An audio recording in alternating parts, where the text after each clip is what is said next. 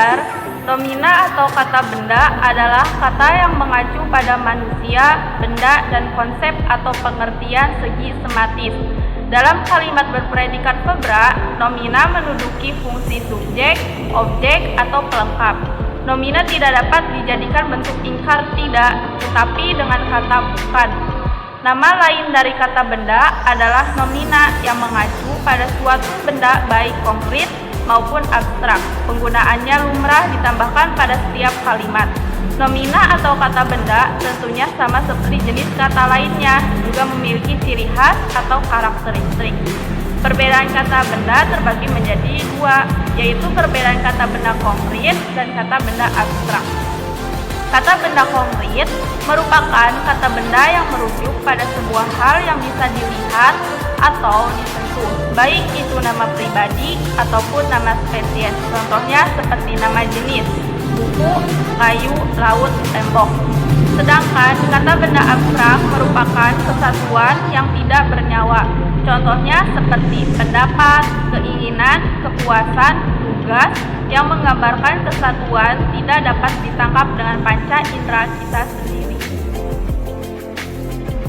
Selanjutnya, identifikasi diri.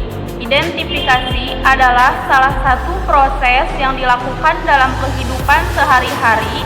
Dalam psikologi sosial, identifikasi adalah interaksi antara identitas pribadi dan sosial. Identifikasi adalah konsep yang berkaitan dengan identitas diri atau orang lain. Menurut Hardawinanti, identifikasi adalah tanda pengenal diri, penentu atau penetapan identitas seseorang dan pengenalan tanda-tanda atau karakteristik suatu hal berdasarkan pada tanda pengenal. Nama diri adalah kata benda atau nomina yang dipakai untuk menamai orang, tempat, atau sesuatu termasuk konsep atau gagasan. Dengan nama diri itu, seseorang disapa atau dipanggil dan tempat, gagasan, atau sesuatu itu disebut atau dikenal. Di dalam berbagai bahasa, termasuk bahasa Indonesia, dan sesuai dengan kaidah ejaan bahasa Indonesia yang disempurnakan, nama diri dituliskan dengan huruf awal kapital, tetapi nama jenis dituliskan dengan huruf awal kecil. Sebuah nama diri selalu berdiri sendiri, tidak ada nama diri lain yang menjadi subordinat atau yang menjadi subordinat. Contoh nama diri antara lain nama diri orang, Ahmad. Nama itu tidak diturunkan dari suatu jenius atau subordinat yang bernama Ahmad dan tidak pula memiliki spesies atau subordinat Ahmad di bawahnya. Jadi, nama diri Ahmad itu menjadi nama satu-satunya di dunia bagi orang itu. Walaupun banyak nama Ahmad lainnya, pastikan bukan nama Ahmad yang itu. Adapun marga atau nama keluarga marga atau nama keluarga adalah nama yang menunjukkan diri sebagai mengenal seseorang, yang menunjukkan asal-usul keluarga dan biasanya diletakkan di belakang nama diri. Misalnya, Anwar Nasution. Marga ini menjadi identitas dalam masyarakat dan adat marga diturunkan dari ayah kepada anak-anaknya yang merujuk kepada nama keluarga dan nama umumnya. Marga dicantumkan pada bagian belakang nama setelah nama diri. Berikutnya pengertian kalimat sapaan. Kalimat sapaan adalah kalimat yang digunakan untuk menyapa seseorang atau pihak kedua, baik tunggal ataupun jamak. Kalimat sapaan selalu digunakan di dalam aktivitas publik, baik itu sekolah, kantor, pesawat terbang, kereta api, dan sebagainya. Kalimat sapaan juga sering digunakan dalam kegiatan sehari-hari sesuai dengan rasa dari kalimat yang diucapkan tersebut. Maka kalimat sapaan bisa terbagi menjadi 3 jenis, yaitu kalimat sapaan untuk menghormati, kedua kalimat sapaan untuk hal biasa, dan ketiga kalimat sapaan yang kasar. Ciri kata sapaan turut mencerminkan nomina etika yang berlaku di masyarakat. Pemilihan bentuk kata sapaan adalah salah satu jalan untuk memberi penghargaan kepada seseorang. Contohnya seperti kalimat sapaan kepada teman akrab. Li, bentuk utuhnya yaitu Ali. Bu, bentuk utuhnya yaitu ibu. Faktor-faktor yang mempengaruhi penggunaan bentuk sapaan yaitu: pertama, situasi; kedua, usia; ketiga, status sosial; keempat, hubungan keakraban; kelima, hubungan kekerabatan. Berikut ada beberapa contoh kalimat sapaan. Pertama, kalimat sapaan hormat. Selamat siang Tuan, ada yang bisa saya bantu? Kedua, kalimat sapaan biasa. Hai Fatimah, apa kabar? Sudah lama ya kita tidak berjumpa. Ketiga, kalimat sapaan untuk teman sebaya. Oi Fat, kau sudah tahu belum kabar terbaru dari Shopee? Dan yang keempat, kalimat sapaan untuk orang yang lebih tua. Selamat malam Ibu, makan malam telah siap dihidangkan. Berikutnya ada dialog, epilog, dan prolog. Dialog adalah sebuah kegiatan literatur dan teatrikal yang terdiri dari percakapan lisan atau tertulis antara dua tokoh atau lebih. Dialog itu dapat terjadi secara langsung dan bisa pula secara tidak langsung. Dialog langsung nampak dalam pertemuan antar pribadi. Dalam pertemuan ini, pihak yang satu menerima diri yang orang lain sebagaimana adanya. Dialog dalam bentuk ini disebut dialog melalui bahasa lisan, yang tidak terlalu banyak menimbulkan salah pengertian dan salah tafsir. Berikut selanjutnya ada prolog. Prolog adalah bagian naskah yang ditulis pengarang pada bagian awal. Biasanya memuat pengenalan pemain. Pada dasarnya, prolog merupakan pengantar naskah yang dapat berisi satu atau beberapa keterangan atau pendapat pengarang tentang cerita yang akan disajikan. Fungsi prolog adalah menerangkan dan membeberkan situasi, sedangkan epilog mengungkapkan penegasan peristiwa-peristiwa, pesan moral, tata nilai, maupun refleksi hidup dan kehidupan. Selanjutnya, epilog. Epilog adalah bagian akhir cerita yang biasanya berupa kesimpulan dari keseluruhan cerita sebagai penutup. Terkadang, epilog juga digunakan untuk membeberkan sedikit cuplikan yang mengarah pada cerita sequelnya. Epilog lebih mudah dituliskan dibandingkan prolog, karena epilog merupakan bagian penutup dari hubungan karakter utama. Beberapa epilog bisa mengubah persepsi pembaca terhadap cerita.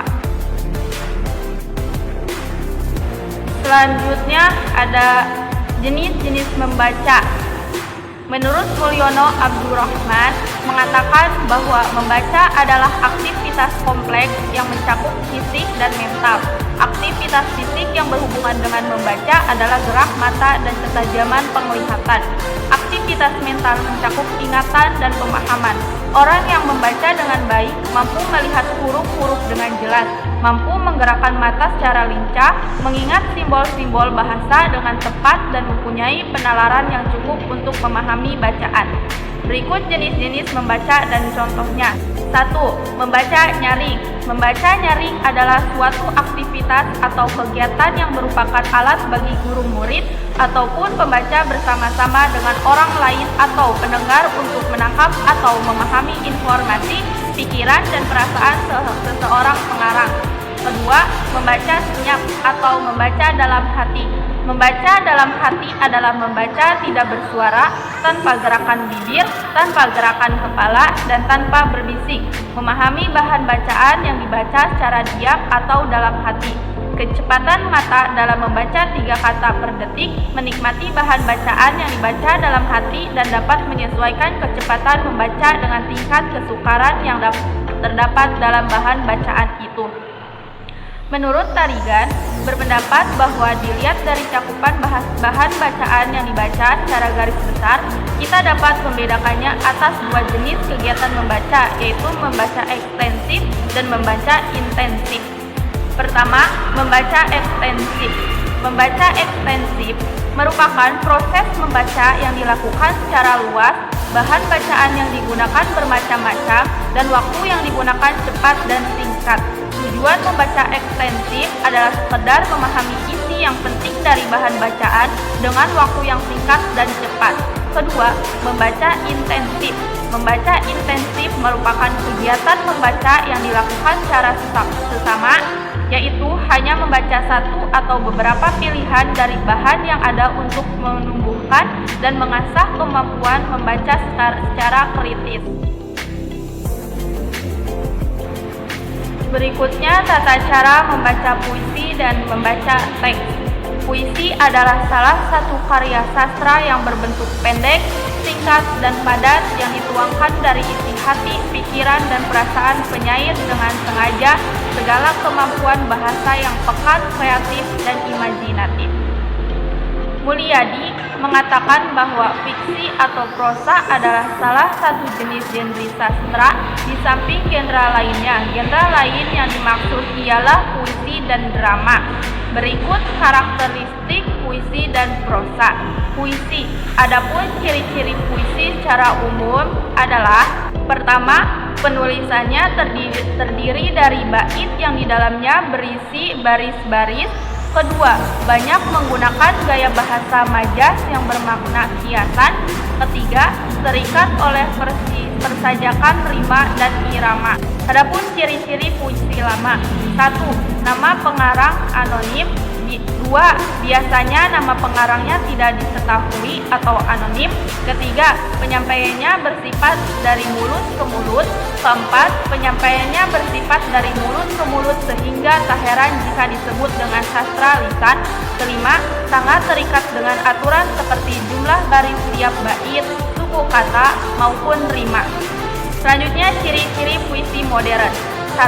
Nama pengarangnya diketahui. 2. Mempunyai bentuk yang rapi dan persajakan akhir yang teratur. 3. Gaya bahasanya dapat berubah-ubah. 4. Perkembangannya melalui lisan maupun tertulis. 5. Umumnya berbentuk 4 swentai. 6. Tiap barisnya terdiri atas sebuah gatra yang di dalamnya berisi 4-5 suku kata. Selanjutnya, bentuk dari prosa. 1. Bentuknya bebas. 2. Memiliki tema. 3. Memiliki perkembangan. 4. Terdapat tokoh di dalamnya. 5. Memiliki latar. Adapun tata cara membaca puisi. 1. Intonasi yang jelas ketika membaca puisi. 2. Mimik yang digunakan tepat sesuai dengan isi puisi. 3. Menggunakan bahasa yang tepat ketika membaca puisi. 4. Menggunakan irama penggalangan atau jeda harus tepat. 5. Ada penekanan pada bagian puisi tertentu. Yang terakhir, ada tata cara membaca teks. 1. Menelusuri bagian demi bagian bacaan dengan penuh penikmatan. 2. Menandai kata-kata yang dianggap sulit dan mencari maknanya dalam kamus dalam kaitannya dengan pembelajaran. 3. Pemaknaan terhadap unsur-unsur intrinsik dan ekstrinsik. 4. Menentukan hal-hal menarik. 5. Menceritakan kembali atau pemeranan atas tokoh-tokoh yang ada di dalamnya. Untuk tujuan mengkritik: 1. Menelusuri bagian demi bagian bacaan dengan penuh daya kritis. 2. Menandai kata-kata yang dianggap sulit dan mencari maknanya dalam kamus. 3. Menentukan bagian-bagian yang dianggap unggul dan lemah dari karya sastra itu dalam kaitan dengan isi, struktur penyajian, dan bahasanya. Selanjutnya ada menulis tegak bersambung. Menulis tegak bersambung merupakan salah satu bentuk keterampilan menulis dengan memperhatikan aturan dan nilai estetika yang menggabungkan huruf yang saling bersambung dengan bentuk yang membulat. Menulis tegak bersambung untuk tingkat pemula biasanya dibantu dengan buku tulis khusus yang terdiri dari 3 atau 5 kolom. Buku ini biasanya disebut buku halus. Buku halus ini yang terdiri dari 3 kolom, sedangkan buku kasar terdiri dari 5 kolom. Adapun aturan penulisan huruf bersambung dalam buku garis 3 atau tipis tebal. 1. Pastikan siswa sudah dapat menguasai huruf cetak. 2. Pengenalan huruf tegak bersambung dengan cara merangkai titik-titik nantinya apabila disambung akan membentuk abjad huruf tegak bersambung. 3. Siswa juga bisa dibantu dengan menjiplak huruf tegak bersambung secara per huruf. 4. Menggunakan buku halus serta menjelaskan ketentuan perbandingan tinggi huruf untuk belajar menulis huruf tegak bersambung. 5. Ulangi kegiatan menulis atau biasakan siswa menulis menggunakan huruf tegak bersambung agar tangannya menjadi terampil dalam menulis huruf tegak bersambung. 6. Jika siswa sudah lancar menulis dengan buku halus, siswa dapat menulisnya di buku bergaris biasa. Selanjutnya ada ringkasan. Ringkasan merupakan salah satu keterampilan menulis yang tergolong ke dalam keterampilan reproduktif karena ringkasan merupakan keterampilan menulis yang bertolak dari suatu karya atau karangan asli yang ditulis kembali dalam bentuk yang singkat. Perbedaan antara ringkasan dengan ikhtisar. Ringkasan adalah sebuah karangan yang disajikan dari karangan yang panjang ke dalam karangan yang rangkaiannya lebih pendek atau singkat dengan mempertahankan urutan isi dan sudut pandang pengarang asli atas sebuah buku atau sebuah karya dengan tujuan mengembangkan ekspresi dan menghematkan kata dalam memahami dengan cermat apa yang dibaca dan yang didengar. Sedangkan ikhtisar adalah penulisan pokok-pokok masalah dan menulis apa saja problematika atau permasalahan dalam sebuah wacana atau rangkaian yang pendek yang didapat dengan menuliskan pikiran utama atau pemikiran yang pokok. Selanjutnya, parafrasa. Parafrasa adalah istilah linguistik yang berarti pengungkapan kembali suatu konsep dengan cara lain dalam bahasa yang sama, namun tanpa mengubah maknanya. Parafrasa adalah mengungkapkan kembali suatu informasi dengan bahasa sendiri.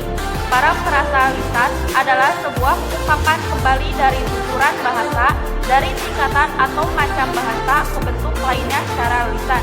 Parafrasa lisan itu berarti mengungkapkan kembali secara lisan tuturan dengan kalimat sendiri tanpa mengubah makna tuturan tersebut, atau cara kita menjelaskan tuturan kepada pendengar dengan gaya bahasa yang mudah dipahami. Parafrasa tulisan yaitu karangan yang terbagi atas beberapa paragraf. Setiap paragraf terdiri atas unsur kalimat utama dan kalimat penjelas. Kalimat-kalimat penjelas dapat berupa uraian yang penting, dapat juga hanya perincian yang diungkapkan. Contohnya ilustrasi dan perumpamaan-perumpamaan.